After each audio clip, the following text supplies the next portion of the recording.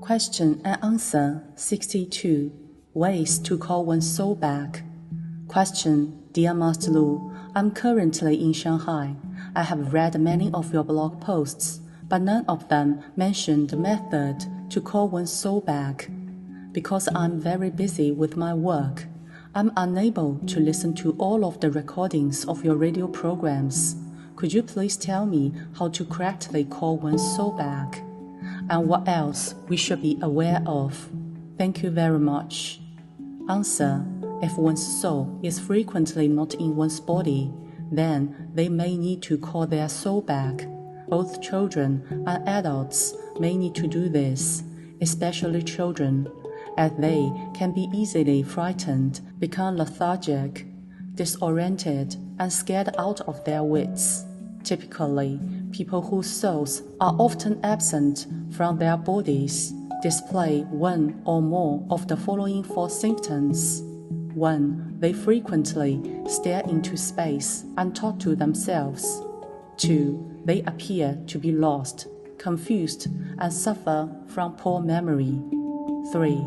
They lack focus and concentration, are easily distracted, and have no idea what they are doing. 4. They are overly preoccupied with amusements or may have previously changed their name many times. The ritual of calling one's soul back should be performed in front of the Buddhist altar in your home. If you do not have an altar in your home, then it's best not to perform yet.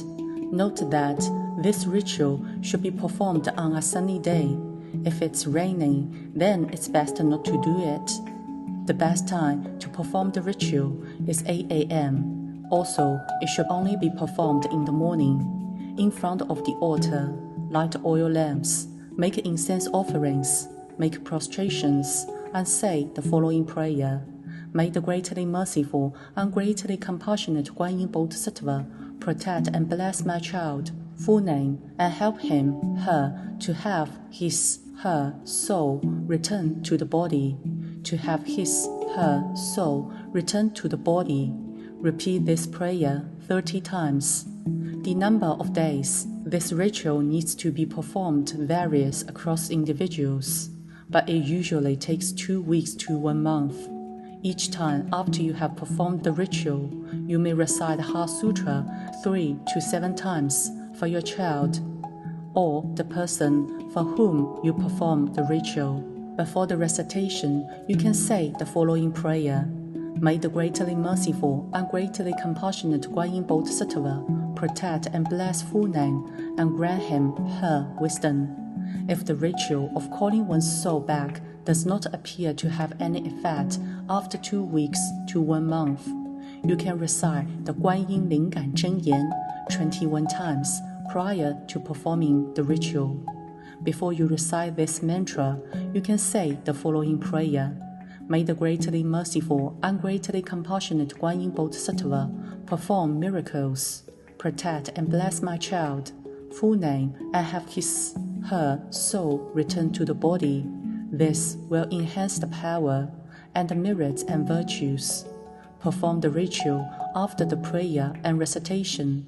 In addition, you can also recite the mantra to untie karmic knots 27 times. Before you recite this mantra, you can say the following prayer. May the greatly merciful and greatly compassionate Guanyinpusa protect and bless full name and help him, her, to resolve karmic conflicts. It's best for a senior to perform this ritual for a younger person. To conduct this ritual, you must be pure and have a positive energy field. Otherwise, it can be very troublesome.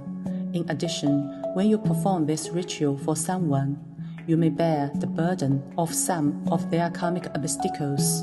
You can also call back your own soul, but you must ensure that your soul is whole and complete, and that you are not confused or in a daze.